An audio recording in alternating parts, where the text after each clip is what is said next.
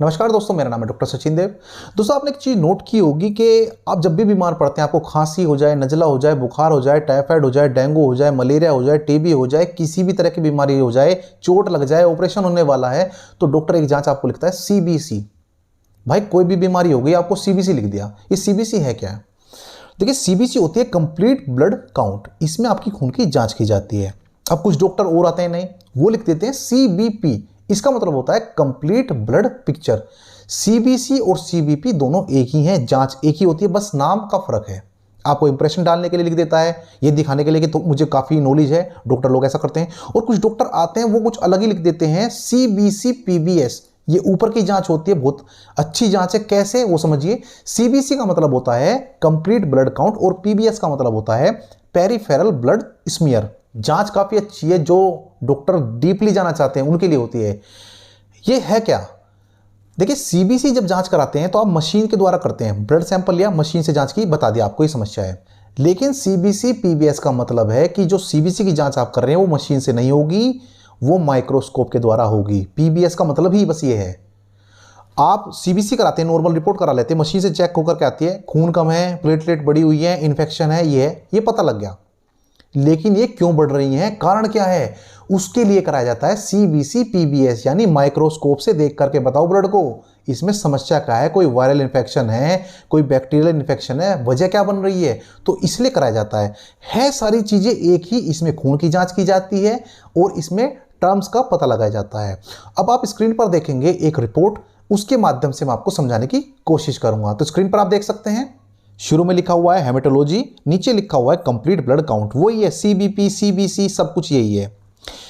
पहले नंबर पर आप चेक करेंगे एचबी, इसे बोलते हैं हीमोग्लोबिन। यहां पर आप इसकी मात्रा देख सकते हैं 12.8 है, यानी 12.8। और रेफरेंस रेंज सामने लिखी हुई है 12 से 17 होनी चाहिए।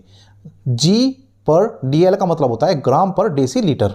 ये एक मात्रा होती है भाई, जैसे कहते हैं ना 1 किलो 2 किलो 3 किलो, तो ये मात्रा है, ग्राम पर डेसीलीटर में इसको मापा जाता है। कहते हैं ना खून कितना है तेरे अंदर भाई, वो यही हीमोग्लोबिन है। इसी से पता चलता है कि आपके अंदर खून कम है या ज्यादा है। दूसरे नंबर पर आप देखेंगे लिखा हुआ है TLC, total leukocyte count. White blood cell यानी डब्ल्यूबीसी और टीएलसी एक ही चीज है, नाम अलग करके दिखा दिया जाता है, बाकी दोनों एक ही चीज है। चाहे तो उसे डब्ल्यूबीसी बोल दो, व्हाइट ब्लड सेल बोल दो, या फिर टीएलसी बोल दो, टोटल ल्यूकोसाइट काउंट बोल दो। इसकी मात्रा देखते हैं 11,200 आ रही है, और जो रेफरेंस रेंज है वो 4,000 से 11,000 के बीच में होनी चाहिए, यानी इन्फेक्शन है, बढ़ा हुआ है। ये आपके इन्फेक्शन की मात्रा को दिखाती है। इसकी मात्रा होती है 1000 पर CUMM। CUMM का मतलब होता है क्यूबिक मिलीमीटर। तो ये TLC WBC होती क्या है? देखिए, संक्रमण से लड़ने के लिए या रोग प्रतिरोधक क्षमता को बढ़ाने के लिए WBC होती हैं। इसकी मदद से ही आप रोगों से लड़ने की शक्ति रखते हैं। कोई आपको रोग अटैक करता है तो उससे लड़ती हैं, उसे खत्म करती हैं। इसके पार्ट हैं जैसे TLC, DLC को बोलते हैं डिफरेंशियल ल्यूकोसाइट काउंट, ये इसके पार्ट है, TLC के ही पार्ट हैं। इसमें न्यूट्रोफिल्स, लिम्फोसाइट्स, इसोनिफिल्स, मोनोसाइट्स और बेसोफिल्स, ये WBC के ही पार्ट हैं। आप इसकी मात्रा देख सकते हैं और फिर रेफरेंस रेंज देख सकते हैं। ये परसेंट में आती है, इतने परसेंट, इतने परसेंट, इतने परसेंट। तो ये इन्फेक्शन से लड़ने के काम आती हैं। नीचे आता है प्लेटलेट काउंट। तो यहां पर प्लेटलेट है 1.46 यानी 1.46। रेफरेंस रेंज कितनी है? 1.5 से 4.5। कितनी? लाख पर CUMM, यानी लाख पर क्यूबिक मिलीमीटर। 1.5 से 4.5 लाख होनी चाहिए, आ रही हैं 1.46 लाख। प्लेटलेट को थ्रोम्बोसाइट के नाम से भी जाना जाता है। अब प्लेटलेट का क्या काम है? प्लेटलेट खून का थक्का बनाने में सहायक होती हैं। आपको चोट लगती है, खून निकलने लगता है, तो अगर ये खून नहीं जमेगा, थक्का नहीं बनेगा, तो खून बहता रहेगा और आपकी मौत भी हो सकती है। तो खून का थक्का बनाने के लिए प्लेटलेट की जरूरत होती है। अब प्लेटलेट के पार्ट हैं जैसे MPV, इसे बोलते हैं मीन प्लेटलेट वॉल्यूम।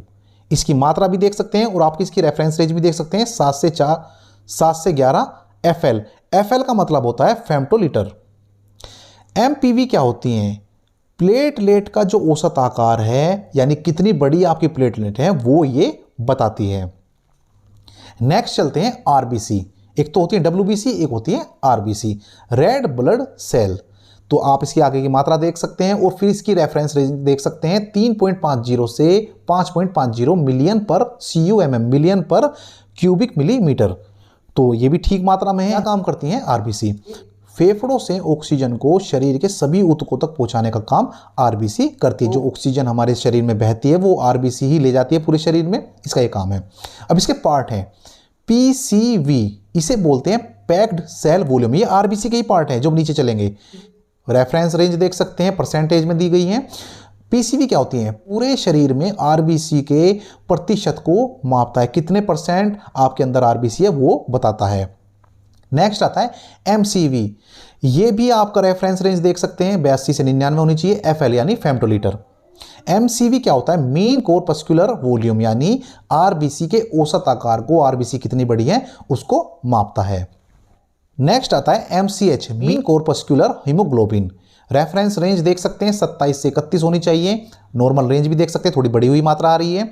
ये पीजी में मापी जाती है, पीजी होता है पिकोग्राम। एमसीएच क्या होता है? आरबीसी के अंदर एचबी की औसत मात्रा, यानी आरबीसी के अंदर हीमोग्लोबिन की कितनी मात्रा है वो एमसीएच बताता है। नेक्स्ट पॉइंट आता है MCHC, mean corpuscular haemoglobin concentration. अब इसकी आप मात्रा देख सकते हैं और फिर रेफरेंस रेंज देख सकते हैं, 31 से 36 होनी चाहिए और इसे जी पर डीएल में नापा जाता है, यानी ग्राम पर डेसीलीटर में नापा जाता है। तो एमसीएचसी कहाँ काम आती है? आरबीसी के अंदर एचबी की औसत एकाग्रता यानी एवरेज कंसंट्रेशन को मापा जाता है इसके द्वारा। लास्ट आता है आरडीडब्ल्यू, यानी रेड सेल डिस्ट्रीब्यूशन विड्थ। मात्रा देख सकते हैं और रेफरेंस रेंज देख सकते हैं, ये परसेंटेज में निकाली जाती है। आरडीडब्ल्यू क्या होती हैं? यह रेड ब्लड सेल के आकार और मात्रा में अंतर को मापती हैं। रेड ब्लड सेल अलग अलग होती हैं तो उनके जितने आकार हैं उनके आकारों में अंतर करती है, उनके आकारों को मापती है, इसका ये काम होता है। तो आपने सारे पॉइंट को ध्यान से देखा होगा, समझा होगा और इनकी रेफरेंस रेंज को भी समझा होगा। तो इसके द्वारा ही डॉक्टर बताते हैं आपको ये समस्या है, ये वजह आपके साथ बन रही है। उम्मीद है वीडियो पसंद आई होगी। अगर कोई जानकारी अधूरी रह गई है तो आप क्वेश्चन कर सकते हैं। अगर चैनल पर नए हैं तो चैनल को सब्सक्राइब करना ना भूलें, वीडियो को लाइक करना ना भूलें। अगली वीडियो में नई जानकारी के साथ जल्दी मुलाकात होगी। अपना ध्यान रखें। नमस्कार, धन्यवाद।